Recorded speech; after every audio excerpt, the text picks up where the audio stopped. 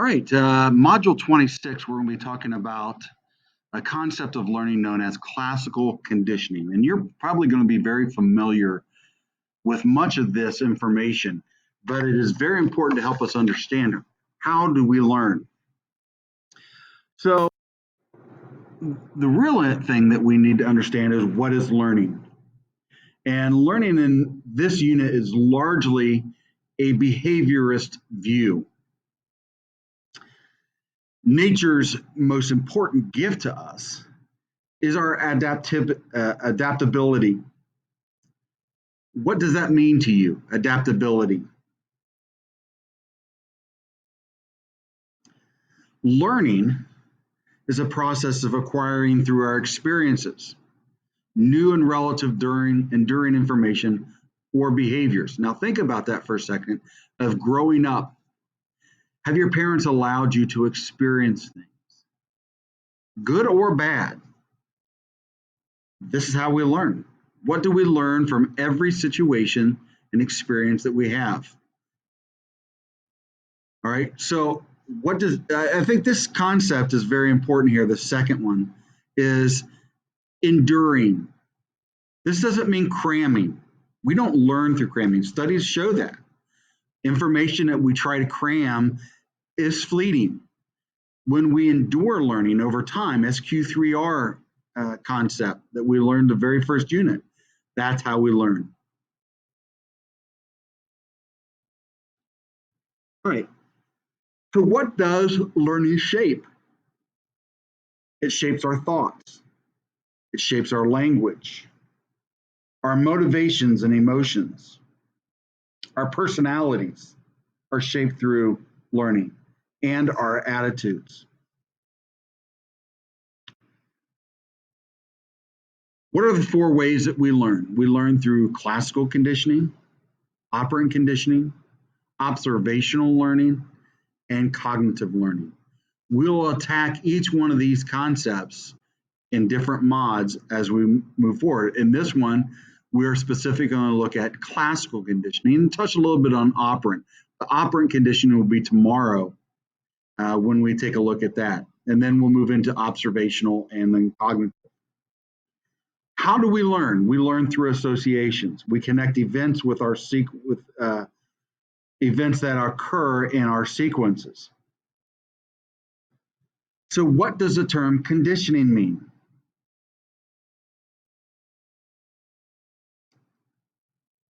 The process of learning through associations is called conditioning. So this is what we refer to as associative learning. How certain events occur together. This is almost like if we go back to research of how things are coincidences. They occur together. Correlationals, if you will. Okay. Associative learning makes it hard for us to, quote, kick the habit. Remember what we learned about that is the more we learn of something, the harder it is to change the way that we learn because it's ingrained in us. Associative learning feeds our habitual behaviors. Yes, associations may be positive and they can be negative as well. Any behavior that is followed by reinforcement, whether it is positive, increases behavior. We tend to connect positive events when they occur in sequence. Any behavior that is followed by reinforcements that are negative decreases behavior. We connect negative events when they occur in sequence as well. This is how we learn. So how does classical conditioning work? Here is two types of associative learning. One is classical conditioning, when we learn to associate two stimuli and thus anticipate what is the next event. Stimuli are those things that we do not control, that we respond automatically. These are involuntary responses. Operant conditioning, which we'll talk about in the next mod, we learn through association responses, our behavior and its consequence. The behavior is voluntary. We operate on the environment to produce a consequence.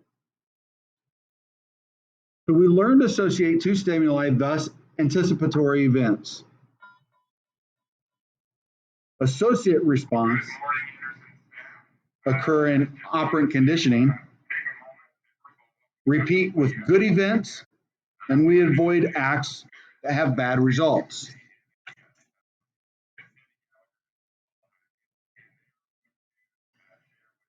Learned associations also feed our habitual behaviors. This is how they lead to habits.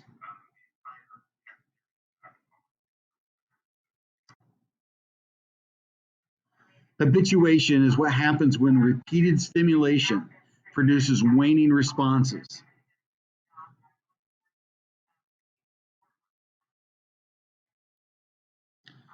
So how does classical conditioning work?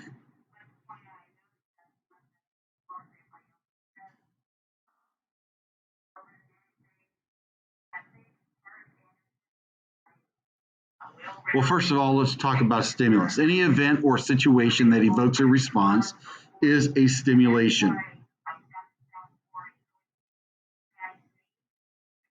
A response is behavior that follows a stimulus.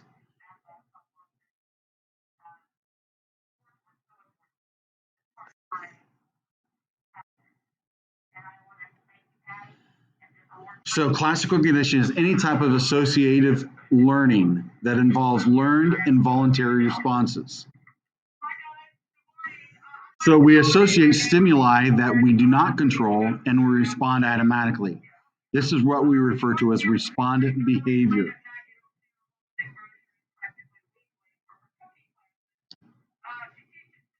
So how does it work? We learned that a flash of lightning signals an impending crack of thunder. These two events typically occur together and in sequence, so we associate thunderbolts with lightning. Very, very frightening. So we see the lightning, we hear the boom, and then our reaction is, oh, that was loud, especially when it's close to us. Operant conditioning, if you will, is what we learn to associate a response with voluntary behavior and its consequence. By conditioning an observation of others, we learn to adapt.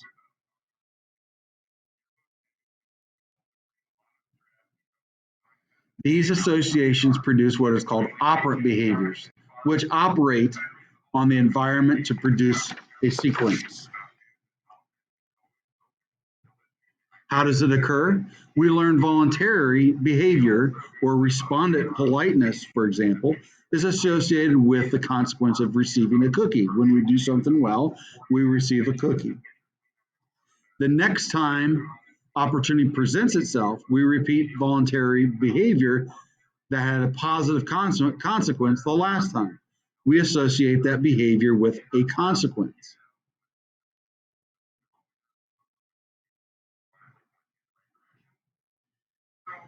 Respondent behaviors that are operant behaviors. Respondent behaviors, as we said, behavior that occurs automatic response with some stimulus.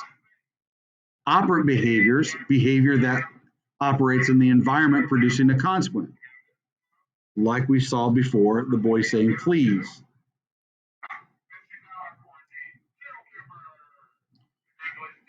How do classical and operant conditioning work together? Here is a great slide that shows you the example.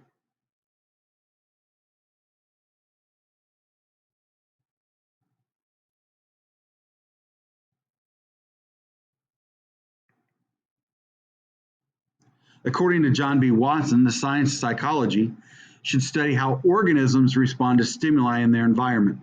The goal is the prediction and control of the behavior in psychology.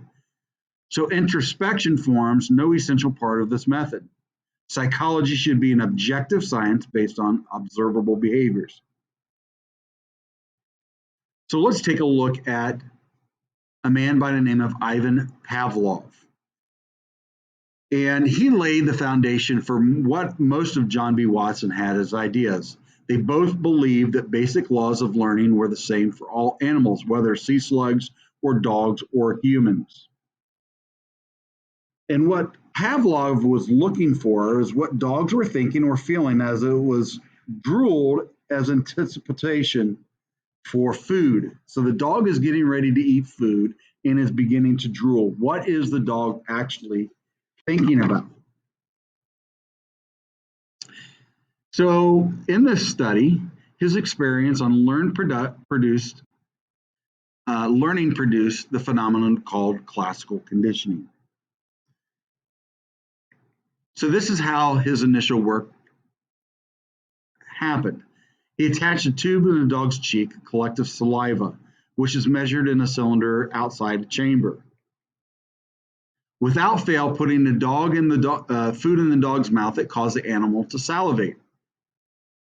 The dog began salivating not only at the taste of the food, but also the mere sight of the food, or the food dish, or the person delivering the food, or an event that sounded the person's approaching footsteps. And so Pavlov realized the behavior pointed to a simple but very important idea. So before a dog is conditioned, he sees the food and he begins to salivate. That food is what we refer to as an unconditioned stimulus. It produces an unconditioned response. All right. So then you have any kind of a sound, in this case, as a tuning fork, which is a neutral stimulus. It produces nothing to the dog. So then we try to condition the dog. And so what you do is you add that neutral stimulus with the unconditioned stimulus. And the unconditioned stimulus repeatedly presented after the neutral stimulus. The unconditioned stimulus continues to produce the unconditioned response. The previous neutral stimulus alone now produces a conditioned response, therefore becoming a conditioned stimulus. And that's what occurs after conditioning. So how are they related? Food in the mouth automatically, unconditionally triggers the dog's salivation. No training is needed. Pavlov called this the unconditioned response. He called the food the unconditioned stimulus. The neutral stimulus, the sound, it could be a bell, the footsteps, any kind of thing that makes a sound, produces no response, and this is what he called the neutral stimulus. What happens in conditioning is the dog, when you provide the neutral stimulus with the unconditioned stimulus, that unconditioned stimulus of the food, though, is continuously produced with the unconditioned response. Therefore, the dog understands that anytime that sound occurs, he can anticipate food coming, causing the dog to salivate. This is a conditioned response caused by that neutral stimulus.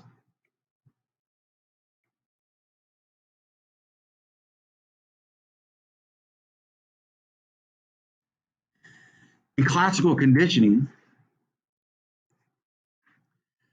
the initial stage is one that links the neutral stimulus and the unconditioned stimulus. That linking together is called acquisition. There has to be a certain time period between that acquisition, or for acquisition to occur, the timing between the unconditioned stimulus and the neutral stimulus has to be close enough that that dog will understand that they're paired together. In operant conditioning, the strengthening of reinforced responses or decreasing of punishment in the response.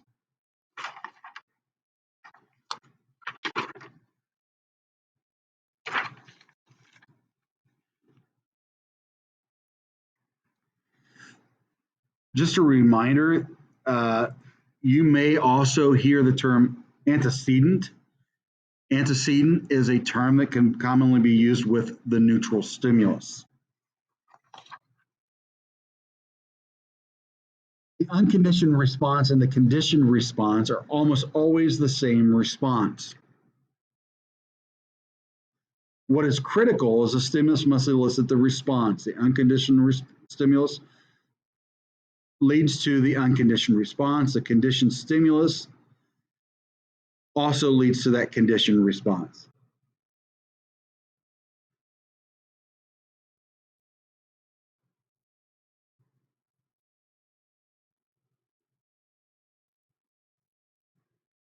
See, I must have missed a part.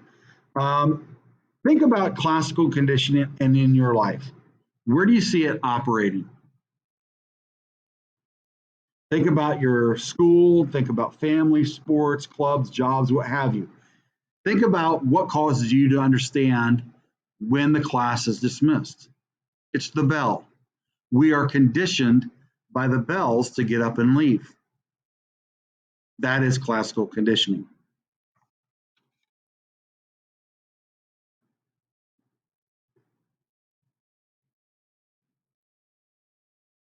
Would classical conditioning occur if food, the unconditioned stimulus, preceded the tone or the sound, the conditioned stimulus, rather than after? Would conditioning occur? Not likely. So remember that the conditioned stimulus must precede the unconditioned stimulus by about a half to a 1 second to bring up the conditioned response. What is higher order conditioning? A procedure in classical conditioning in which the conditioned stimulus is one conditioned experience is paired with a new neutral stimulus, creating a second or weaker conditioned stimulus. For example, understanding the differences of if you guys remember when we had the old fire bells before the Reconstruction, before the fire alarm went off or before a fire drill, we saw a light flash and then the sound would get up to leave. We were conditioned then for that light flash to get up even before the sound was to get up. That is a higher order conditioning. For example, as rather than using the tuning fork, we may use a drum. That drum would still elicit the salivation of the dog. That is higher order conditioning. What if the unconditioned stimulus is no longer presented? Pavlov wondered the sound again and again, but no food appeared. Would the tone still trigger salivation? What do you think would happen? This leads actually to what is known as extinction. When the unconditioned stimulus no longer follows the conditioned stimulus, the behavior or the response no longer follows. And this is what we refer to as extinction, the conditioned stimulus alone.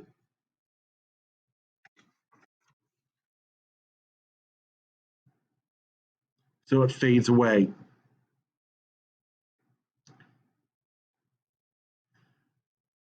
But when it is reintroduced, we find out that the behavior conditions response does come back. And this is what we call to a spontaneous recovery.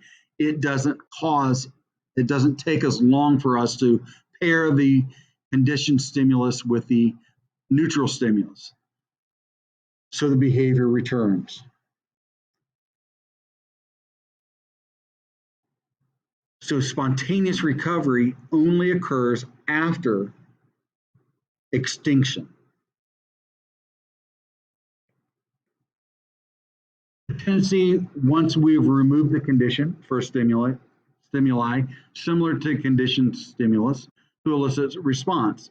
This generalization is yes, you can have multiple sounds that elicit salivation as long as they are paired together with the conditioned stimulus. This is known as generalization.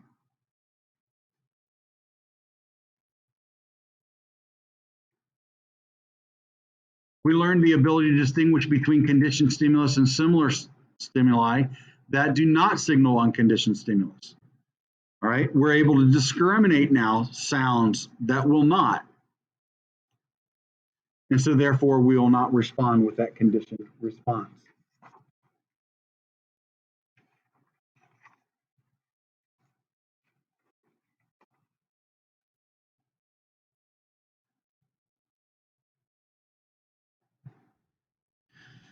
So John B. Watson and his graduate assistant Rosalie Rayner conditioned little Albert in the same way Pavlov did with his dogs. And we'll watch a video about this later on and talk a little bit about ethics. So, how did little Albert learn to fear rats? After repeated seeing a rat and hearing a sound that startled him, little Albert got afraid of the rat, even though it was furry. He generalized his learning. So let's see how well you do at conditioning. You are now going to go to your video folder and play the Pavlov Training the Dog simulation. Open up that link and see if you can condition Pavlov's dog.